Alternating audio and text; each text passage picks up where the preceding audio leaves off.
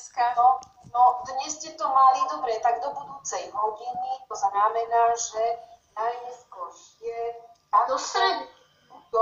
No, stredu to už potrebujem vyhodnotiť, čiže do útorka, áno? OK. Lebo stredu už sa o tom pobavím, aby som vám mohla zapísať známky. Takže to môžem poslať aj zajtra? Aj zajtra, aj pozajtra, aj sobotu, nedelu, skrátka myslím do 15. Čiže do 15. lebo 16. vám už musím zapísať známky, takže a tiež neskoro pošlete toho 15. už to nemusím vidieť až 16.